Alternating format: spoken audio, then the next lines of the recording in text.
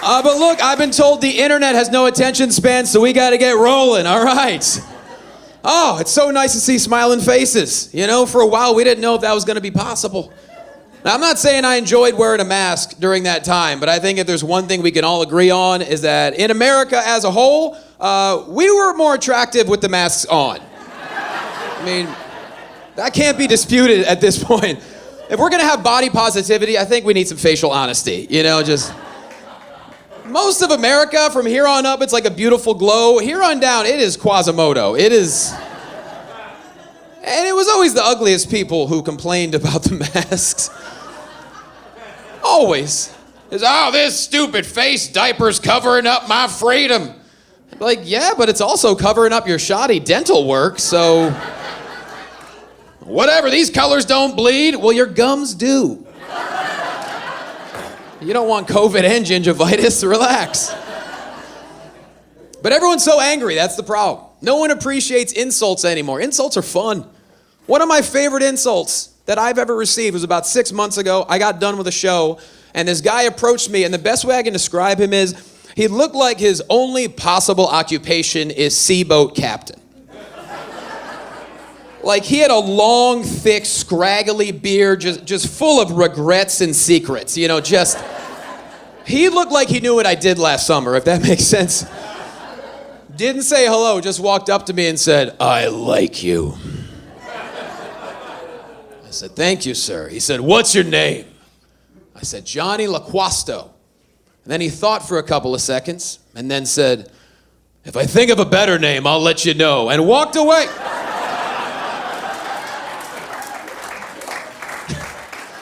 Just dropped the insult and disappeared into the mist of maritime past, you know, just...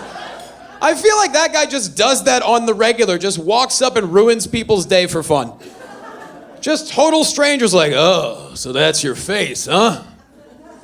Well, you win some, you lose some. Off I go! To go find the locker of Davy Jones or whatever he does. People are so entertaining.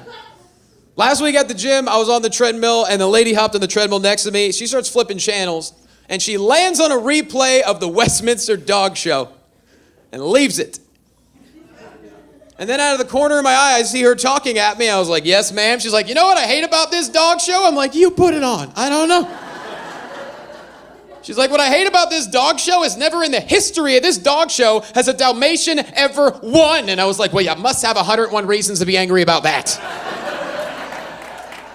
Which would explain the silver streak and the mink coat. So you need to get off the treadmill. You got puppies to catch, lady, you know? It's been a very interesting couple of years for all of us. I'll try to sum my life up for you real quick. It's been a bit of a 180. 4 years ago, I moved across the country as a single man to work my dream job as a broadcaster with WWE, right? I lost it. So, but about a year ago, I moved back across the country without the job, but with the woman I love, her 3 children, her 4 rescue cats, her rescue dog, with the kids being age 17, 15, and 11, with the 2 oldest being girls.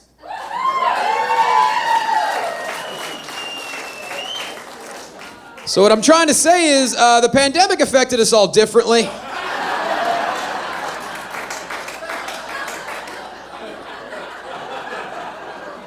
Some people picked up COVID. I picked up a family.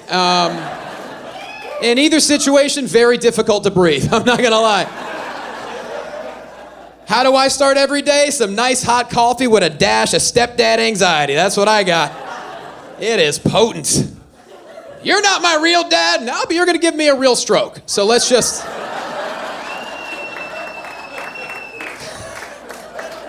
just try to meet me halfway here. And people love putting labels on everything. Someone recently called us a modern blended family, which I found out just means I am white and they're not. That's all that means. Yeah, it turns out a blended family is just when you see a family in public and you look at the kids and then look at the parents and say, no f***ing way, dude. One of those parents showed up way late to this scenario. And that dad needs to get some sun, because woof. I am so pale compared to the rest of my family.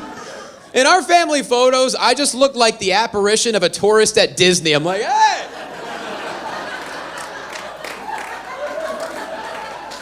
Who wants to go on Space Mountain?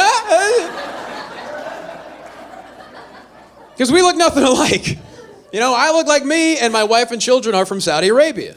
You know? Yeah, which is beautiful. It also means I don't speak their native language, which means now I spend my entire life trying to figure out if they're talking shit about me in Arabic. That's pretty much, you know? Yeah. Every day I see them talking back and forth, and they look at me and start laughing. I'm like, hold on a second. Say that shit one more time into my Google Translate, please. It's embarrassing. I'm learning Arabic one word at a time. So slow. Like when I do actually use a word correctly, they just applaud me like I'm a dog doing a trick for a sausage. It's...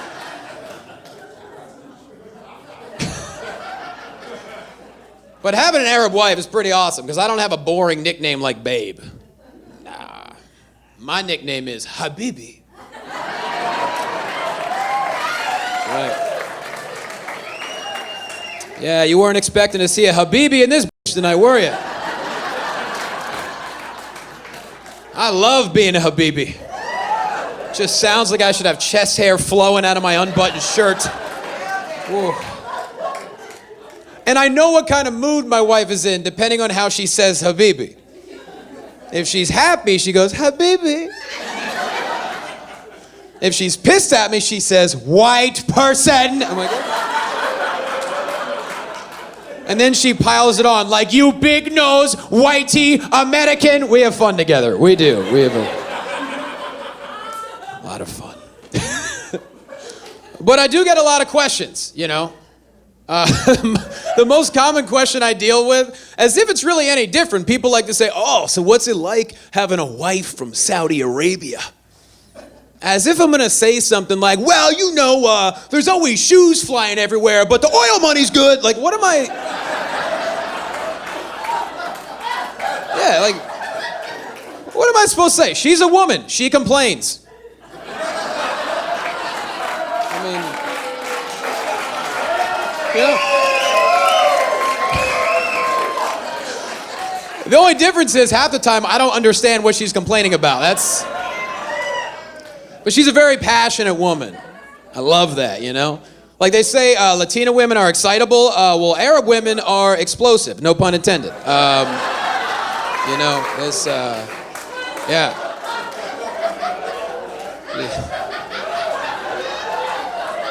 She's very passionate. But she'll contradict herself sometimes. One moment she'll say something like, I love where I'm from, I love my people, and I love my culture. And 5 minutes later, she's like, I don't trust any Arabs. I'm like, what the... Is that a warning or a strategy for life? I don't really understand.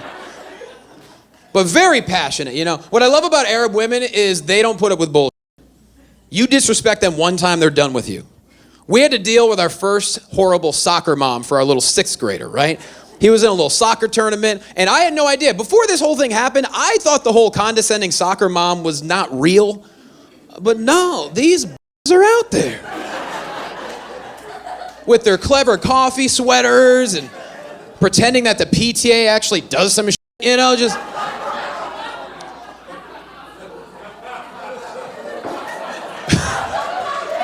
You know it's true. No one pays attention to what the PTA does. But her son made our son cry. I told her about it. Then she went to every other set of parents and told them not to talk to us. Didn't bother me because I don't want to talk to these assholes anyway. But it hurt my wife to her core. And she was almost in tears. She was like, I want to go fight her. And I was like, ooh. I'm like, babe, relax. Remember, we're pacifists. She goes, what is a pacifist? I said, a pacifist means we don't believe in violence to solve our problems.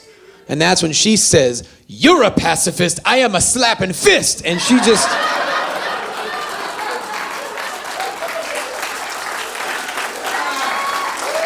Yeah. And then she looked towards the woman and said, you come here, you bittel kelp. And she started Which I don't know, I think that means someone's about to get their ass kicked, but I'm not really sure. But yeah, you influence each other when you're in a relationship, you know? Like, our parenting styles were completely different. Like, when we all started living together, I told her, I was like, hey, we never need to yell at the kids. All we gotta do is talk to them, and we'll see eye to eye, and everything will be chill. Holy shit, was that stupid? Within a couple of months of living together, I was yelling as loud as she was, except I was yelling the same words. I didn't know what I was saying. I just followed her lead. I was like, Uksambala. If you don't move your ass, you hayawan, you jezma, you bagara. And that shit works. All of a sudden, I enjoyed being a Saudi stepdad, man. I felt powerful. Well, you do influence each other when you're married, you know? Like, she's been saying, I'm becoming much more patient as a person. I say I've lost my willpower. Tomato, tomato.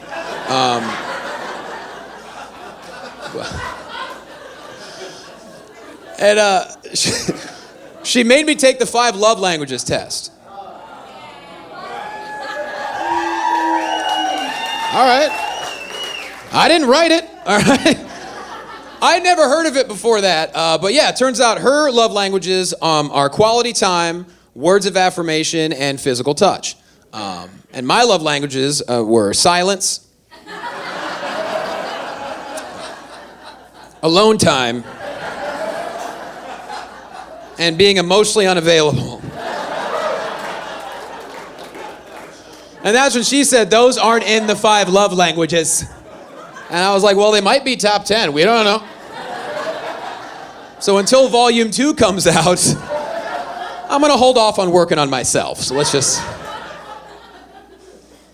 And once you're with someone for a long time, like, you don't go to bed at the same time every night, you know? Every now and then you go to bed way later than your partner. That happened recently where, like, she was long passed out, and I got into bed, I just leaned over, I gave her a little kiss on the forehead, right? And in her sleep, she giggled with such joy and love that I knew in that moment she was not dreaming about me. Has that ever happened to anyone?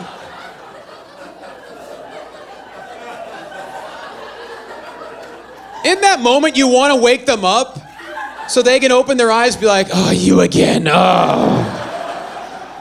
Because I think dreams like that are worse than nightmares, you know? Because at least with a nightmare, you're scared in your sleep. You wake up, oh my God, I'm so relieved. You're having the greatest dream of all time, and you wake up, you're like, oh, my life again, son of a...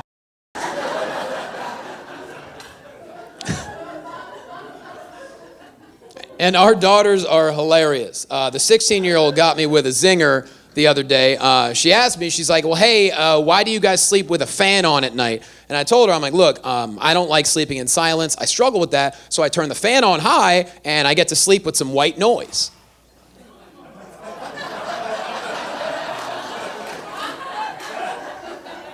And she goes, white noise?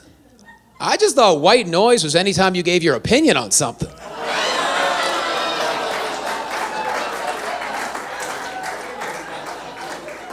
She has no idea she wrote the best joke in my whole special.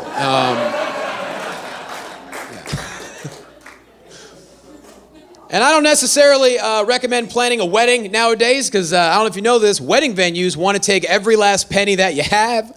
So by the time you do get married, you're already ready for divorce. That's pretty much... I had no idea what the cost was. I was acting like a baller before we started pricing everything.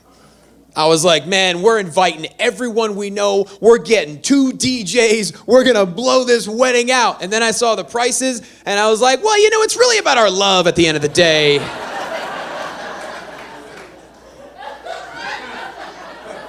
And our love doesn't require an open bar. So let's just do BYOC, bring your own Chipotle. After we looked at our 8th venue, my wife just looked up at me. She's like, well, where do you see us getting married? I was like, the courthouse. That's, yeah. This one place tried to quote us $18,000 just for a taco bar. And with a smile on her face, she looked at me and said, would you like to know what comes with the taco bar? I said, unless you say a compass and a treasure map, then no, all right? And then we found our own caterer, right? Beautiful Middle Eastern shawarma presentation, the whole thing. And they said, oh, you could bring your own caterer in, but we charge you $7,000 to bring the caterer in. And I said, all right, well, do you have a Middle Eastern caterer on staff? And they said, word for word, no, but we do have Italian with a Mediterranean flair. So are you putting hummus on spaghetti? What does that even mean? And then I got hot. I was like, by the way, Mediterranean, I'll have you know that all Mediterranean food was actually stolen from the Middle East. And I know that to be true because my wife about it all the time. And I've learned not to question her about anything. So unless your caterer can whip up some Adana kebab, some shish kebab, some tabbouleh, some kanafa, and some baklava, then arrivederci, masalam, let's go, Habibti. And we stormed out of there.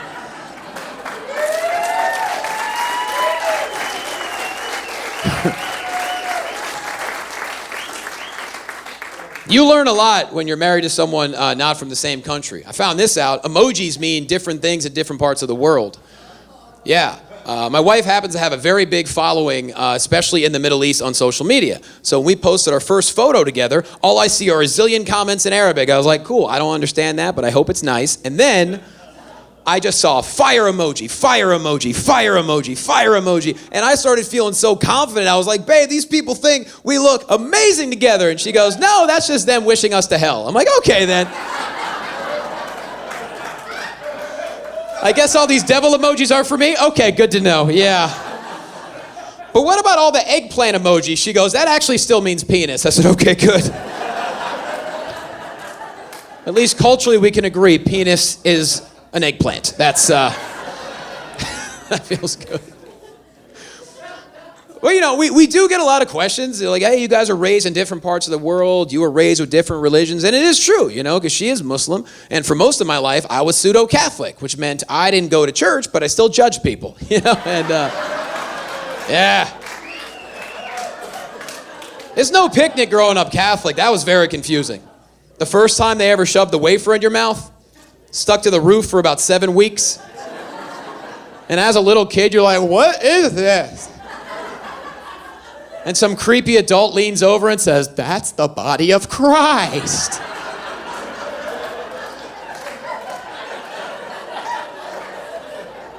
You're like, does it come in sour cream and onion? Because I can...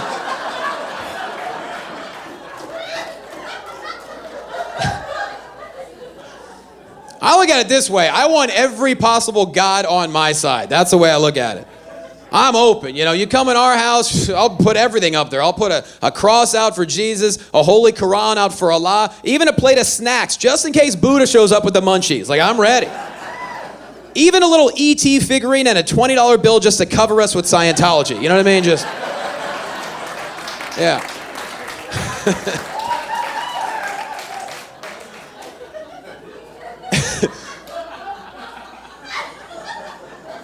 And when we all moved into the house together, we wanted to do a little cleansing of the house. And so I said, well, hey, I'll go out and get some sage. We'll do the sage thing. She goes, we don't even have to do that. All we got to do is find a YouTube link of the Holy Quran. We'll play it on the TV while we sleep at night. And I said, that's a cool idea, but I don't know if I'm ready to be woken up by a man chanting in Arabic. I don't know. So I went out and I did the sage thing. Cool. A couple nights later, our back patio door just slammed open, middle of the night. Could have been the wind, could have been the spirit of a grandma with sciatica. I have no idea. But it was enough for me to jump out of bed scared, and I was like, hey, babe, you better fire up the YouTube. We're playing the Quran. And that's what we did. The house has been a dream ever since.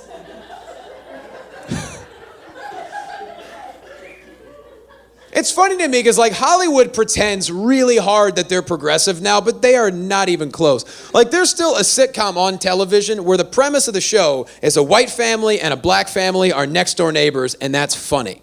I'm like, nah, it's pretty normal at this point. Like, if you want a real sitcom, please bring your cameras into our house. Where you will walk in the front door, you'll see a prayer rug facing Mecca while I'm on the couch watching football screaming, Jesus Christ!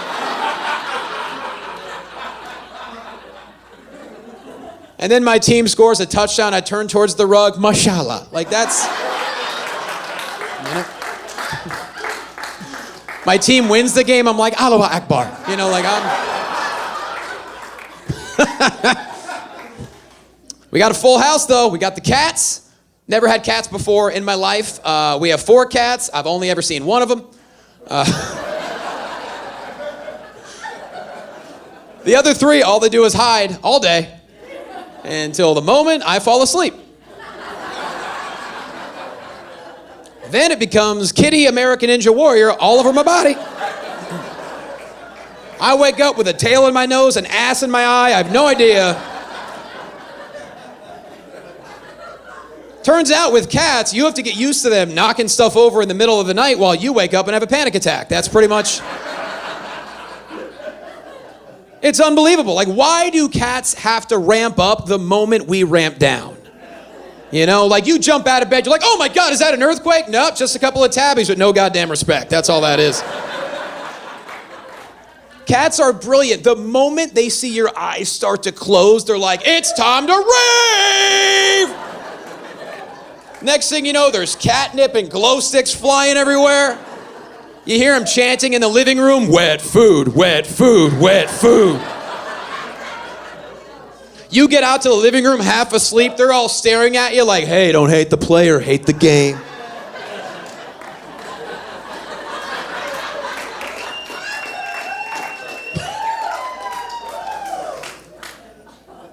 And we have the one dog. He's got to deal with the 4 cats, all the humans.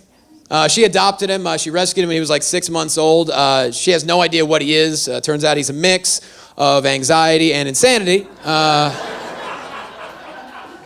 AKA a Chihuahua mix.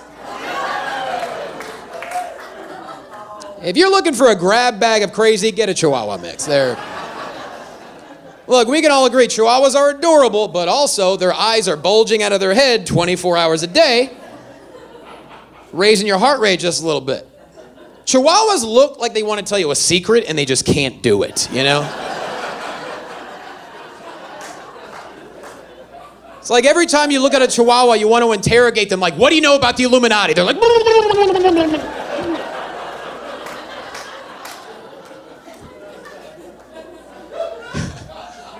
I did my research. I don't even know if Chihuahuas are dogs. I honestly think they're old white women who have been reincarnated. That's what I think. Yeah. There's a lot of similarities. You know, Chihuahuas, old white women, both have staring problems. That's a fact. Always peeking out the window, judging you. They're both always cold for no reason whatsoever. Just shivering like it's 87 degrees. I don't understand why I can't regulate right now.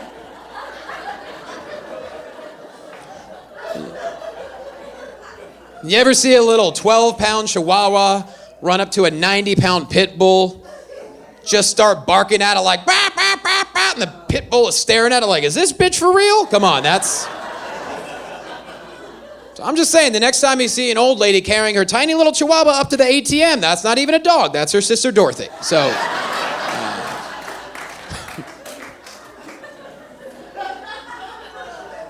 So that's her family. She took my last name because she loves the last name Loquasto. She actually said, she goes, Loquasto just sounds so strong. And then I had to tell her what Loquasto actually means. Because someone in my family traced us all the way back to my original ancestor in Italy, Libertine Loquasto. Turns out Loquasto in Italian means the broken.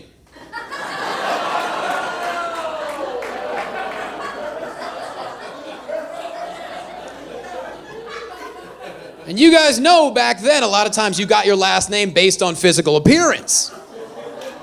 So they got to old Libertine and they were like, okay, woo, you got some going on, my friend.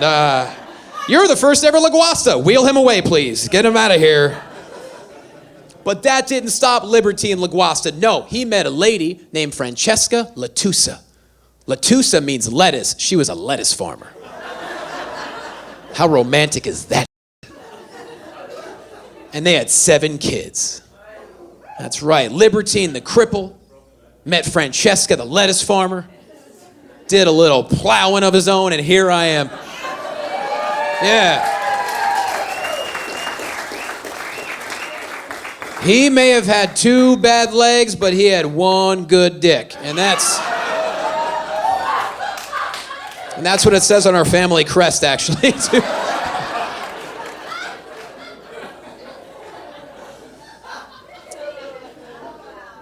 And I'm at a very weird age to where technically there's a lot of us out there. I don't fall into a specific generation, you know? Like, I'm not quite Gen X. I'm also not a millennial. So it's a little confusing because people ask, like, well, what generation do you really side with? I had to make up my own generation. Anyone can jump on board if you want. I'm the generation that would love to understand what an NFT is, but I'm old enough to have watched porn on VHS. That's my generation. Yeah. We're generation tracking problem. That's what we are. But I'm at the age, too, where it's like I'm becoming more and more health conscious. But I have friends who are still acting like they're in their mid-20s. Like, I have friends still doing drugs on the regular. But now they're trying to play it off. They're like, hey, man, you know, I just do cocaine recreationally. I'm like, when you're 25, cocaine is recreational. When you're 40, it's a sinus infection at least. I mean, it's just... And they're still doing cocaine off of mirrors. I'm like, at 40, you're doing... Why would you do it off of a mirror? Why would you want disappointment staring right back at you? You know, just... And people still want to give you peer pressure when you're a grown-ass adult. I had a friend recently say, well, hey, you could do cocaine once in a while, Johnny. It's not a big deal. It's okay to take a risk. I was like, bro, don't tell me about risk. I took my whole family snow tubing without health insurance, all right? I know... So you enjoy your snow, we'll enjoy ours. All right, just leave me alone. Like, I'm fortunate. I've never had an inkling to ever do drugs, and I honestly think it's parenting. But also, like, I remember the generation that had the greatest anti-drug commercials of all time, and that was back in the '80s. Yeah, they terrified you. I don't care who you are. You've all seen the most famous anti-drug commercial ever, all right? It was the frying pan and the eggs and the brains. Any questions? It was awesome. But that hit me when I was so young. I didn't understand the message. I thought the eggs were the drugs. I was all kind of confused. But my second favorite anti-drug commercial ever, this one's so underrated, right? It starts off on just a dark screen, and you hear a guy's voice say, 1 out of every 5 people who try cocaine get addicted. And then it pans out, and there's a beautiful young blonde woman just snorting a massive line of cocaine. And then the voice kicks back in. But that's not your problem. Or is it?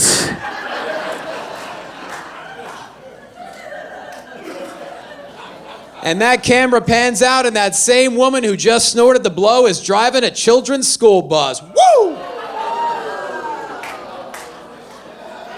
Which is the most unrealistic commercial of all time. Because if that beautiful woman driving the school bus was hooked on cocaine, then the lady who drove my elementary school bus was made of cocaine, all right? I don't know if you guys remember school bus drivers in the 80s. But back then, I don't think you were allowed to drive a school bus unless you looked like you should never be driving a school bus. I vividly remember my kindergarten school bus driver. This lady was a beast, all right?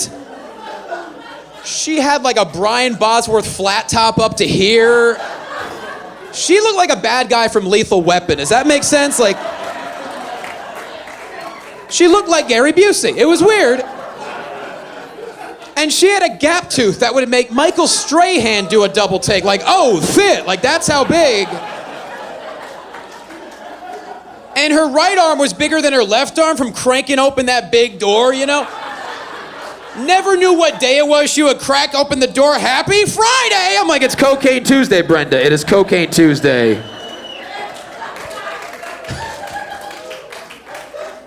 Well, you know, she got the job done, so... I don't judge anyone. My life is very weird. I mentioned working for WWE earlier because I'm also a play-by-play commentator, right? And, yeah. Love doing play-by-play. I'm very proud of it. I've worked in professional wrestling for 13 years. And, you know, when it's done right, pro wrestling is the greatest form of live entertainment on the planet, you know? But when you tell another adult that you work in professional wrestling, a normie, every single response is always, oh, you work in wrestling? You know it's fake, right?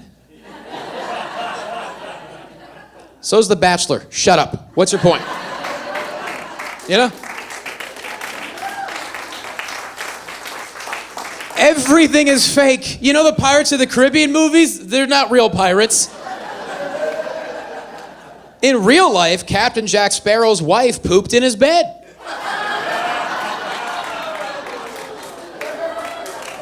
And he had to take her to court to get revenge. So let us enjoy our stories.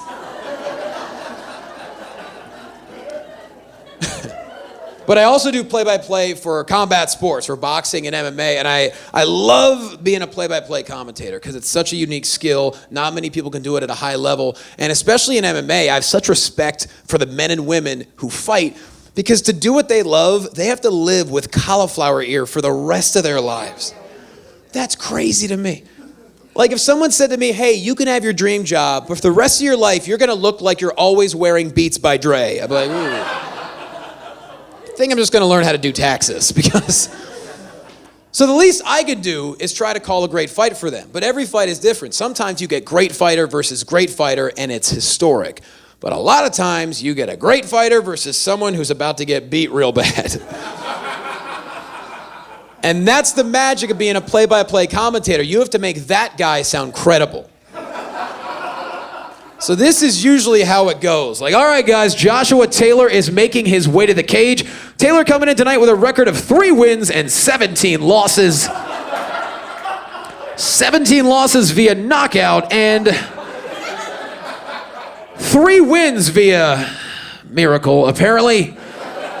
But you can't count Joshua Taylor out tonight. He is very dangerous. He has amazing directional awareness. As you can see, he really knows how to walk straight toward that cage.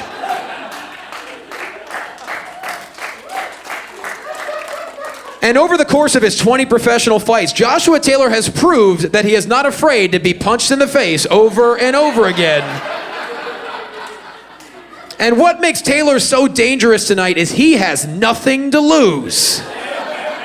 Because he's already lost everything. And that makes him a real wild card. And as you know, a wild card always has a puncher's chance. And that's how you do that. Yeah.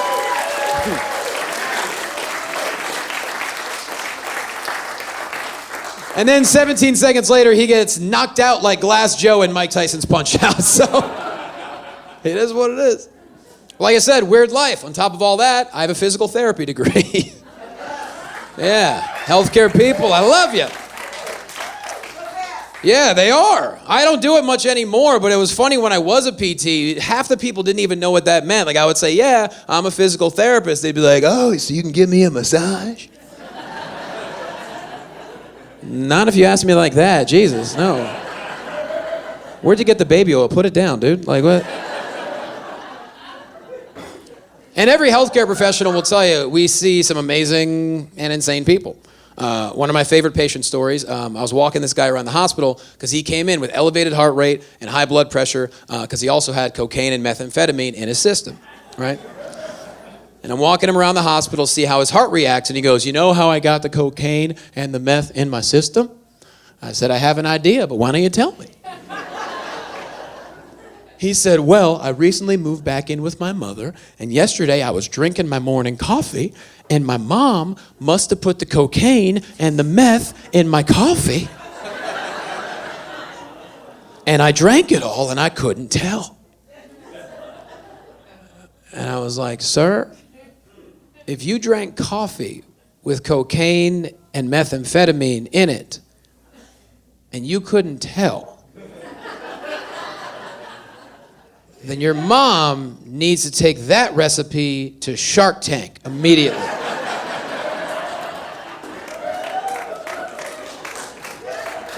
Because that is a can't miss episode. Imagine those 4 billionaires just twerking in their seat, all jittery. They go, oh, this coffee's got a real kick to it. Oh my God. Where's this coffee from? Colombia. Okay. Is it a fair trade coffee? There was a transaction. Greatest episode of all time, by far. Yeah. Another patient I had very early in my physical therapy career, I was working outpatient. And this lady came in hammered drunk every single appointment. And all she ever wanted was electric stimulation on her low back. That's it. On top of that, she had a southern accent and kind of sounded like a female version of Cleveland from The Family Guy. And she was also very loud. So every single time she would come in and be like, "Hey, Johnny, can I get the stems on my back today?" I'm like, "Yes, you can get the stems." And then I would put the stem on her back, and she would become more and more orgasmic as I would turn up the stem. So I would turn on the machine, and she's like, "Okay, Johnny, you can turn up the stems. Oh, okay, Johnny, just keep turning up the stems. Oh, Johnny, keep turning up the stems. Oh, Johnny, keep turning up the stems. Oh, Johnny, can you turn the stems around to the front of my body?" I'm like, "Where?" She's like, "By my pussy." I'm like, "No. Your workman's comp is not going to cover that, all right?"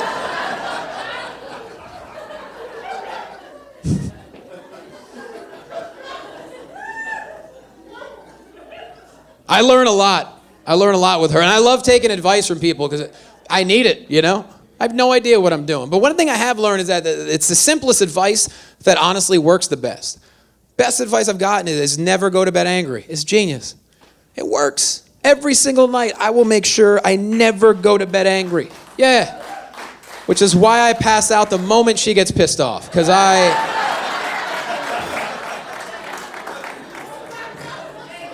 not going to let her attitude ruin my REM sleep, all right?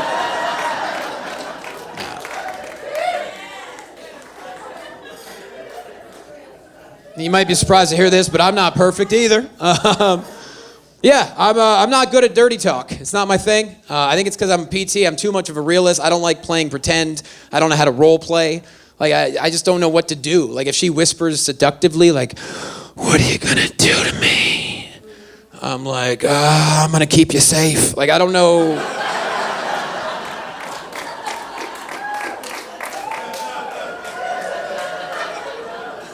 "I'm going to cuddle you, but only after consent." Like, that's as good as I can do. Like, if she comes at me aggressive, like, "Are you ready to handle this?" I'm such a nerd. I'm like, "Well, I'm going to give it the old college try." And I came prepared. I have bananas and coconut water for cramps and hydration. And your desire for an orgasm is at the top of my to-do list. So don't you worry, because Habibi is here.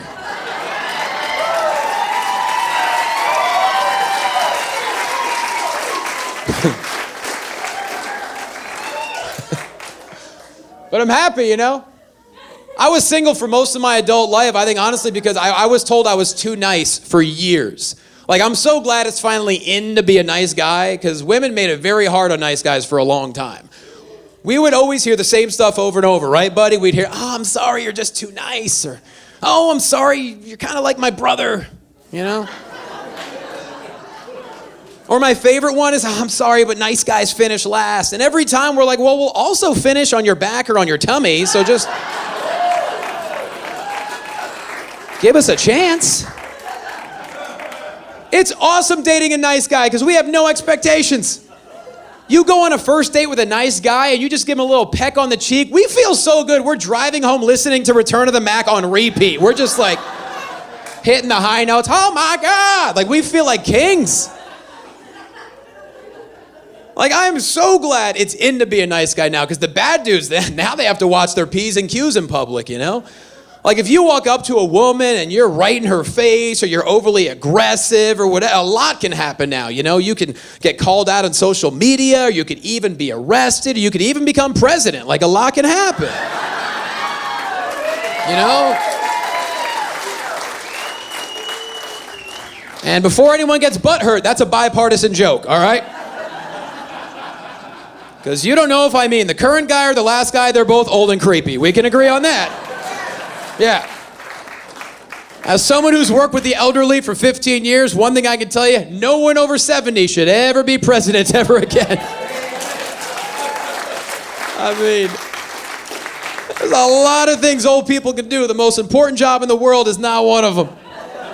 Like, how am I going to give you a nuclear code if you can't program a DVR? You know, like, are you gonna handle a 20-hour workday if you can't navigate stairs? I'm just saying, there's a lot of things old people can do. If I walk into Walmart, you fucking wave at me, you know?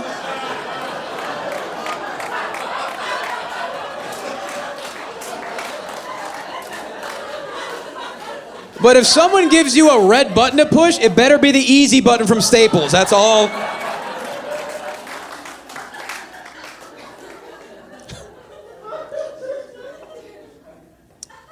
But I really appreciate you guys being here. And I think for me, the take-home message of the last couple of years of my life is really that in a relationship, in a marriage, you really do balance each other out, you know? Because my wife, she lives for romantic moments. And I live for ruining romantic moments. Yeah. Recently, we were in bed, the kids were all asleep, and we were just talking, and we were looking at each other in the eyes, and she said, you know, after everything we've been through, with how tough it is, would you still marry me again? And I said, yes, absolutely yes. Because our kids are amazing, and you're the most beautiful, brilliant, creative, talented soul I've ever met in my life. And also, I really needed material for a new special.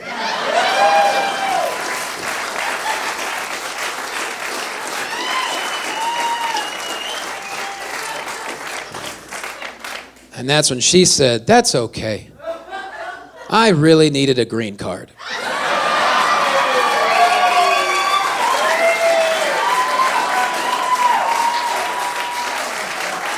And that's what we call a win-win. Thank you guys so much for being here. I appreciate you so much.